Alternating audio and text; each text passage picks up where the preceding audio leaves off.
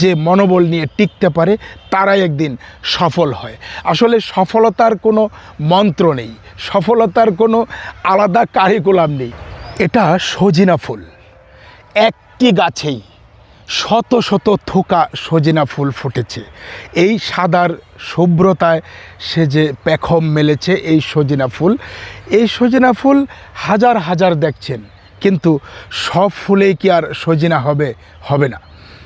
অনেক ফুল ঝরে যাবে, সর্বশেষ এই প্রকৃতির সাথে যুদ্ধ করে টিকে থাকবে অল্প কিছু ফুল, এবং সে ফুল থেকেই হবে সজিনা।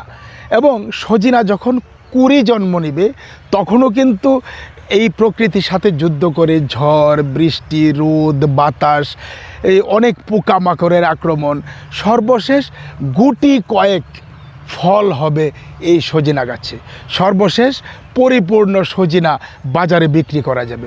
মানুষের জীবনটাও অনেকটা এরকম এই সজিনা ফুলের মতো। এই সাদা শুভ্র এই যে সজিনা ফুল দেখতে যেমন সুন্দর, মানুষ জন্ম নেওয়ার পরে কিন্তু একেবারে ফেরেশতার মতো সুন্দর শুভ্রতা থাকে তার, কিন্তু যখন আস্তে আস্তে বড় হতে থাকে তখন অনেকেই ঝরে যায় স্কুল থেকে, ঝরে যায় জীবন থেকে, অনেকেই আসলে দরিদ্র হয়ে যায়। কেউ মানে একেবারে ধনী ব্যক্তির ঘরে জন্ম নিয়েও সে বড় হতে হতে তার বাবা দরিদ্র হয়ে যায়।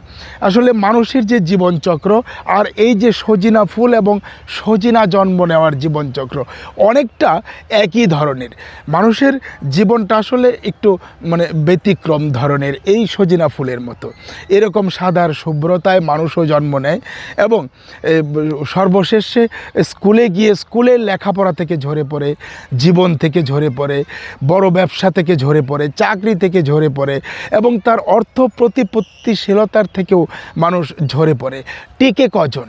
এবং যারা মনোবল নিয়ে টিকে, এই সজিনা ফুল যেমন সর্বশেষ কয়েকটা প্রকৃতির সাথে যুদ্ধ করে টিকবে এবং পরিপূর্ণ সজিনা রূপে একেবারে এই পৃথিবীতে আবির্ভাব হবে, মানুষ ঠিক তেমনই সর্বশেষ এই প্রকৃতির সাথে যুদ্ধ করে যে মনোবল নিয়ে টিকতে পারে তারাই একদিন সফল হয়।